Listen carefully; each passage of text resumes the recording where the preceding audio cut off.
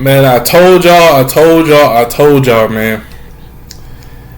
Shout out to everybody. But as a Falcons fan, I told y'all since the beginning. Let me start off with this man, Terry Fontenot, Terry Informant. I've been saying ever since we got this man. He was a New Orleans Saint informant. That's why I call him Terry Informant. This dude has been in the Saints organization since 2003 all the way to 2020. That is 17 years. And guess where this man was born at? In Louisiana. And I seen the press conference, this dude was smiling his butt off. Everybody else was looking around like, yo, what the heck is going on? You know, Raheem Morris is just chilling like, yeah, guys, we can't please everybody, whatever. But Terry Informant is just smiling the whole time, checking his phone, probably checking with the Saints owner, like, yeah, we just did that, you know what I'm saying, having fun and stuff like that. So, yeah, guys, I don't know what the heck is going on with Terry Informant, but I told y'all since the beginning of the time. I told y'all when Terry Informant came right on the team, what was the first thing he did? Get rid of Matt Ryan, get rid of Julio, two of the best Falcons of all time. And look where we at now. We done went through quarterbacks after quarterbacks, and now with the first round draft pick of this year, we draft Michael Penix Jr. With the biggest shocker, everybody's not even talking about nobody else. Everybody's talking about how crazy we are, how ridiculous it is. Because guess what? I ain't even tell y'all how I felt about Kirk Cousins signing to Atlanta Falcons. But I just want to go ahead and tell you about Terry. We drafted Penix. Like I said, nobody's knocking Penix at all. Everybody thinks he's a great talent. But us picking him at number 8 was absolutely, utterly ridiculous. And they know it. Terry knows it. That's why he's smiling. I'm trying to tell y'all, this dude right here, we got to get him up out of here before he takes everything away. So anyway, let's get to the Kirk Cousins signing, because the draft, it just happened. The thing about it, I believe he said Michael Penix is 23 or something like that, and Kirk Cousins' contract is $180 million for 4 years. So he won't even start playing until my age right now, which is 29. So that's freaking insane to even think about. So let's get into the Kirk Cousins signing.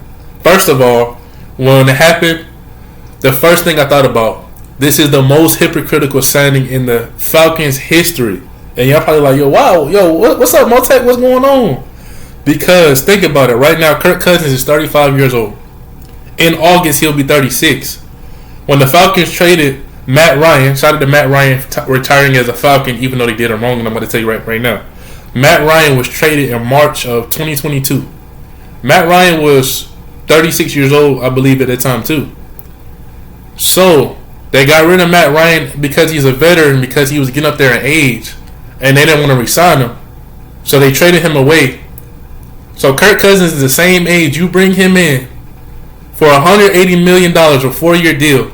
Matt Ryan, who has accomplished way more than Kirk Cousins has ever did in his career, never got paid $180 million. I think he had like a 5-year, $100 mil, or a 5-year, $100 mil, 5-year, $140 mil, but he never got a $180 mil.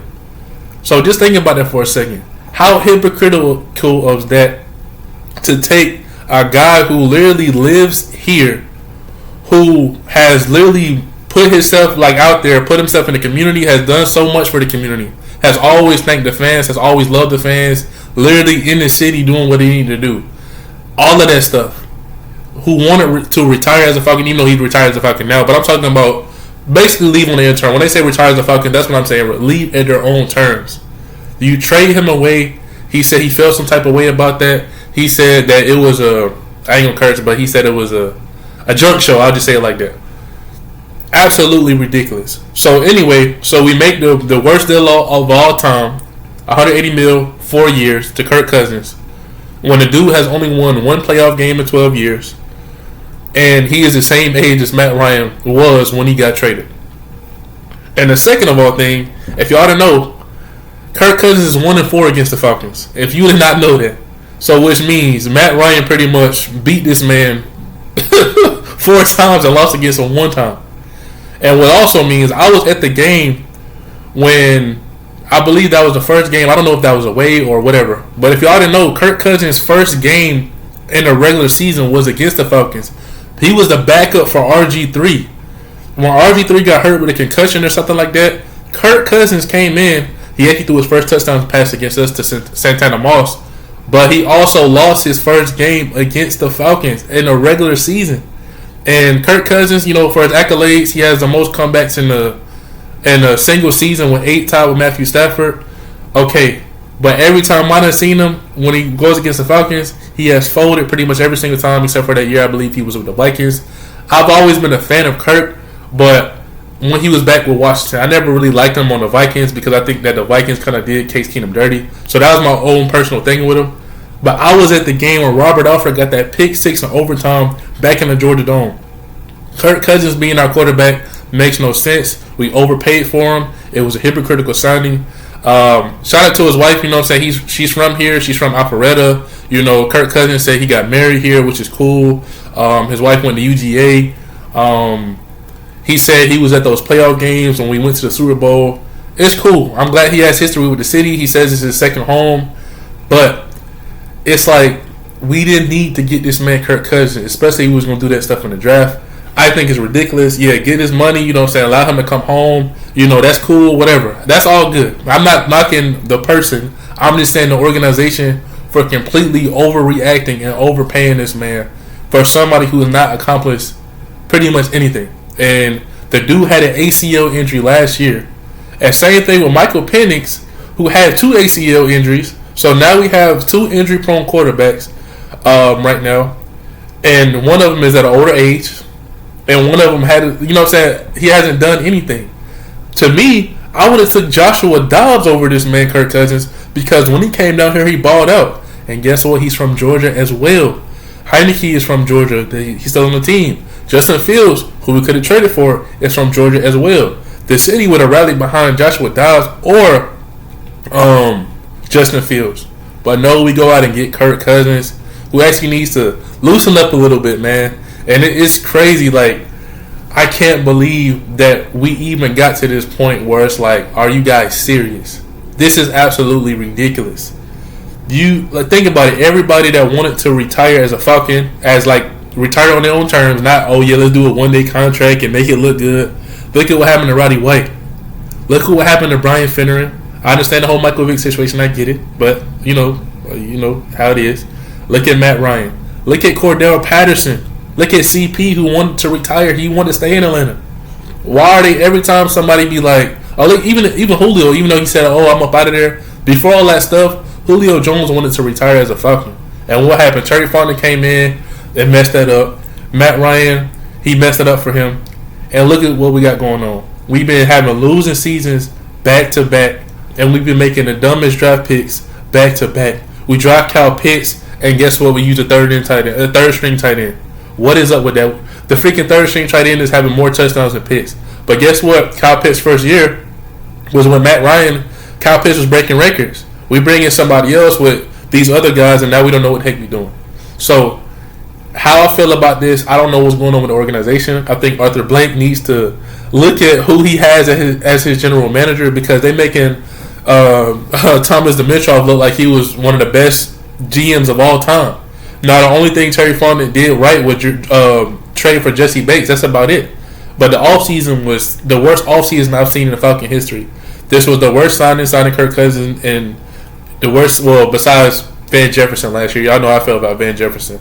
That was absolutely trash. But the Falcons are doing the dumbest things I have ever seen them do. And as a fan that's been going to, I told you I was at Matt Ryan's first game. I was at the last and a lot in between. I appreciate Matt. That's why I got his jersey. I hate that I got it so late. He was off the team, but he was the loudest this last year. But the Falcons have no idea what they're doing, man. And they be like, I watched the press conference. He was like, we think we're going to win a lot of games, so the next couple of years we don't think we're going to have high draft picks. I mean, doesn't every team think they're going to win every single season, and sometimes it does not work out? Kirk Cousins is cool, but they say he was never good against teams that have, a positive record or stuff like that. And I told you, 1-4 against us. I'm not excited about Kirk Cousins. Only one playoff game, never did anything else after that. But, you know what I'm saying? But you paid $180 million for the dude that had an ACL injury? Just think about that for a second. Like, I'm trying to tell you, literally from last year on the Vikings, if Kirk Cousins plays in that game at home, that Vikings game when Joshua Dobbs came down here, I guarantee you they lose that game. I guarantee you they lose that game. Joshua Dobbs single-handedly beat us that game. We should have went after him instead. Justin Fields, who we lost against in that last Bears game, that shout out to everybody that watched that video. It helped out my channel a lot. We lost that game. So, I don't know what's going on here. Y'all let me know what y'all think. But I believe this is stupid, man. So, anyway, I don't know where we go from him. I'll go from here. I think Terry needs to be out of it.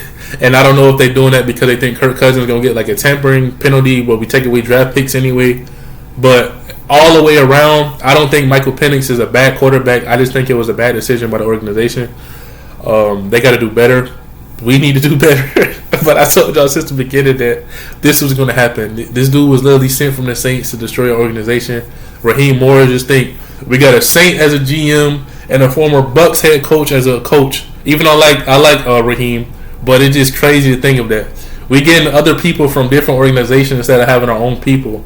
And they're completely destroying what the heck we got going on, in my opinion. I like Bijan. He's great for us. Kyle Pitts, he's good. But he's not utilizing no talent that we have right now. And Michael Penix, to get an 8th overall pick, to sit for 4 years, and then when it's time for him to play, that's when we're going to have to reconstruct his contract and see what's going on.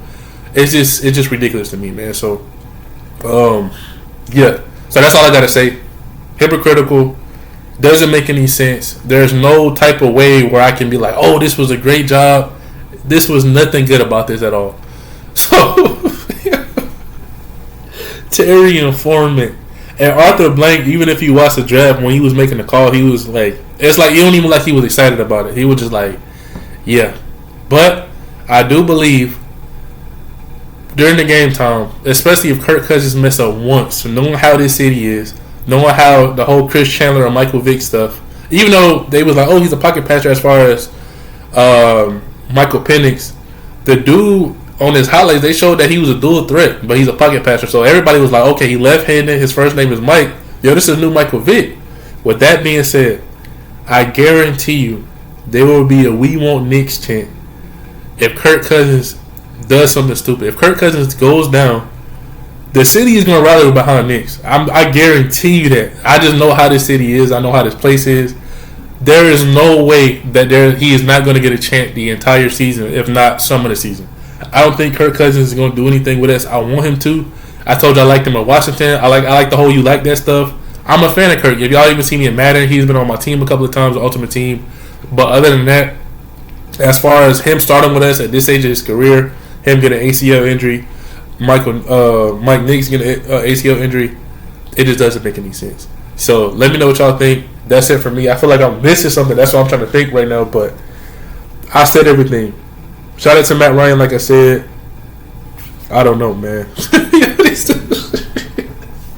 I gotta laugh though. What they say, you gotta laugh to keep yourself from crying, because this is absolutely ridiculous. And I guarantee you next season, by the way, there will be more Matt Ryan jerseys than Kirk Cousins jerseys. There will be more Michael Vick jerseys than Kirk Cousins. There will probably be even more Desmond Ridder jerseys than Kirk Cousins next year.